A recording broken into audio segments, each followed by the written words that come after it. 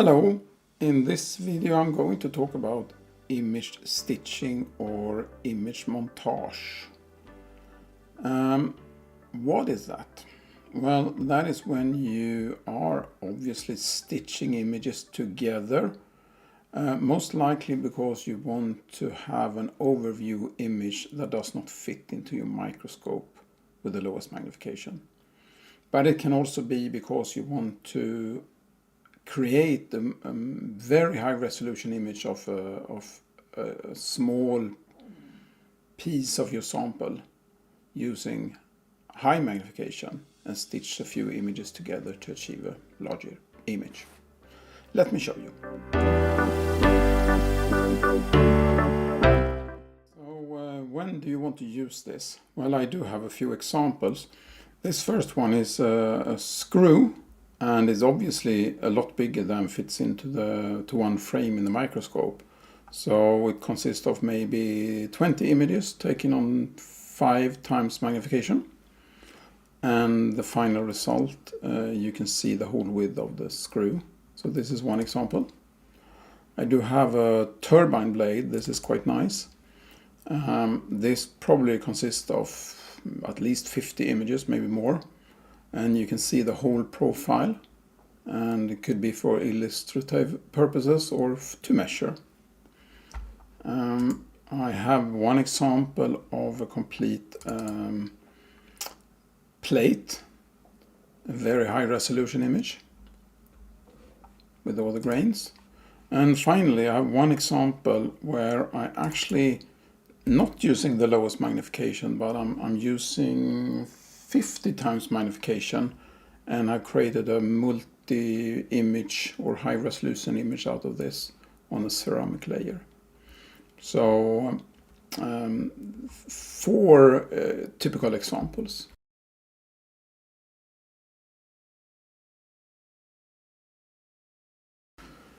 But before I'm going to show how to do this, let's talk a little bit about the hardware needed to do this. So let's start with the optics. It's quite important you have high quality optics in your microscope. So typically there's optics marked as plan optics. It could be apochromatic or even better optics, but it must be plan, which means there's less vignetting and less distortion.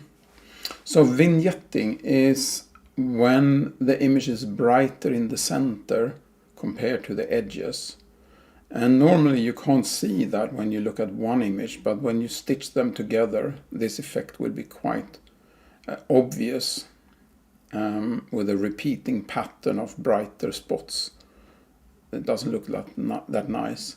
And the distortion is when an image is actually not square. So a straight line will curve outwards on the edges and have a barrel effect. And when you stitch those 2 images together, they will not fit as good together as you wish, and the stitching can be a little bit blurry. So make sure you have good optics. That's a starting point. Secondly, you need to adjust your microscope so the illumination is centered and as good as ever possible. And there is a method named curler in order to do this, and I will explain how that works in another video. Then finally, make sure you have a camera with a proper resolution. And in this case, I'm suggesting 3 megapixel camera, at least in favor of a 12 megapixel camera or anything with extremely high resolution. I got another video on why 12 megapixel camera is a stupid idea in the first place.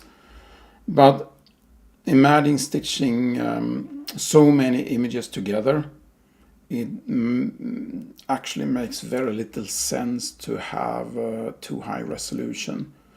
And finally, make sure the optics for your camera, that is especially the photo adapter, is actually suited for the camera or the chip size of your camera. and I will have another video on that topic as well. So hardware, when it comes to optics, quite important, I will say. When it comes to the computer, I mean, we talk about large amount of memory here. So you should have a proper computer with quite a lot of memory. I'm suggesting you got an Intel 7 or i7 generation 13 or higher. And I recommend you got a built-in GPU card because you are working with very big images. And that GPU card should have at least 2 gigabytes of memory. System memory, I suggest you have at least 16 megabyte, preferably even more. And when it comes to the screen, I think you should have a 4K or even 8K screen. Otherwise, it's quite hard to work with these big images. So that's a little bit about the computer and the optics. I mean, the optics, we talk about physics. So you can't really bend the rules. You need to have good optics in order to achieve this. And when it comes to the computer, I mean, don't expect good results with bad optics and a bad computer. This is a demanding topic or task.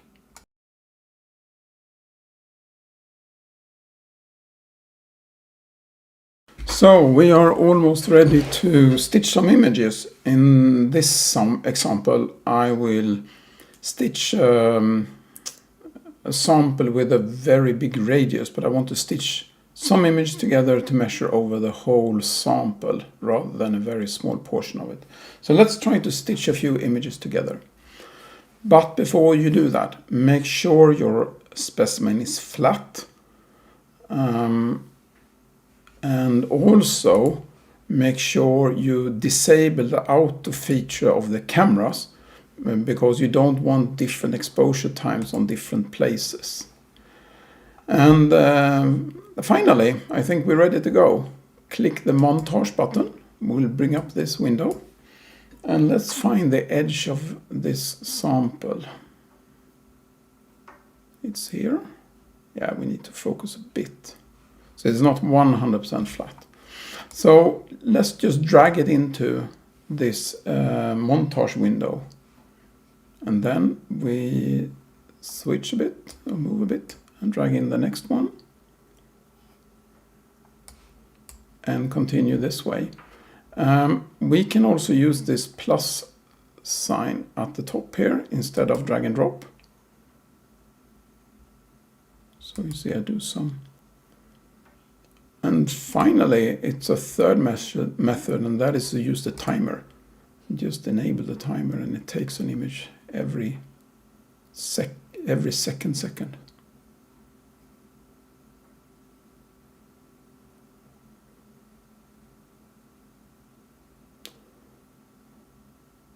Okay, I'm not so interested in the back sign. So let's stop here. I've got my image. And I create the final montage by selecting Create Montage. And now I can move it over to the main window. And here it is. Very nice. And now I can do the radius measurement on this image. 1, 2, 3. And here's my radius. 1256 microns in this case. Okay, that was fairly easy, wasn't it? A few tips and tricks on the right hand side. You can zoom in this image and you can use the auto button, which automatically zooms to fit this window as good as possible. That's pretty much it.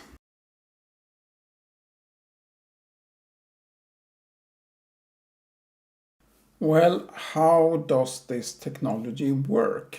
It could actually be a quite good idea to have at least some understanding about how it works.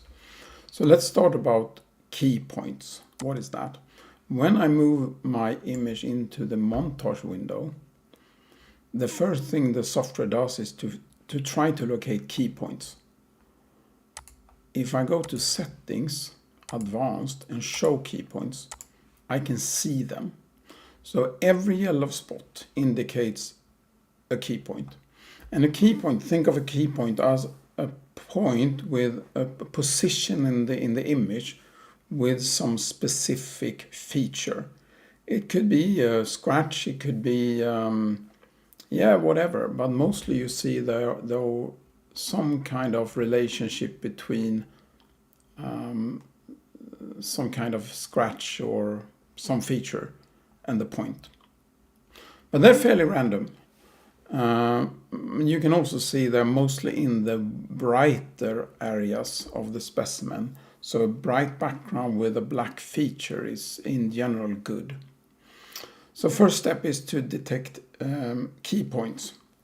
When I move my second image into the same window, like this, it detects the key point of that image as well. Final step is to do a transformation, and that means looking for key point that looks the same in both images. Oh, did I delete it? Let's do it again. Key point that looks the same and locate the translation. That means the difference in X and Y between the two images and move them on top of each other. So basically matching key points with each other in the best way. So when it doesn't work so well for you, you can try a few things. Increase contrast, increase intensity so it's not too dark.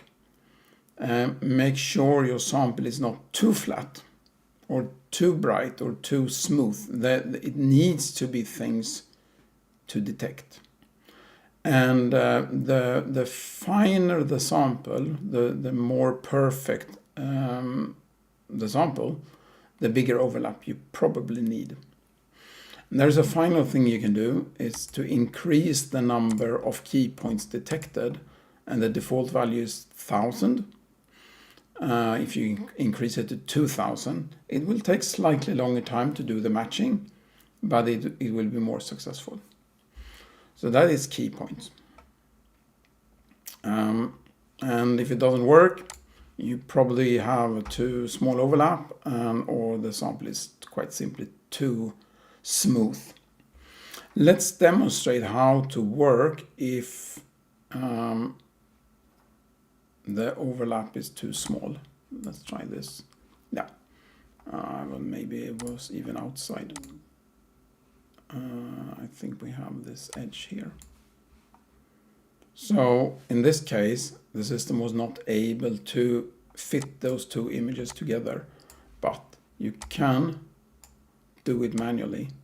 I zoom in and you see there is a small overlap. We can see it's slightly brighter, and there are a few key points that are actually overlapping, but it needs to be quite a few key points, maybe 10. There is no given number for this, but it definitely needs to be more than 2 or 3 key points that matches in both images. So that's how it works, but there is always a way out by doing this manually. Okay. So I hope you learned a few things. Optics important, the computer important, a flat surface is important, images with at least some kind of contrast or feature in it important, and you need some patience on harder samples, but in general you can make it. If you work with very, very large images, you need quite a lot of memory in the computer. The biggest image you can produce is 16,000 pixels times 16,000 pixels. That's 256 megapixels. So that is quite a lot. Okay, thanks for this time. Bye-bye.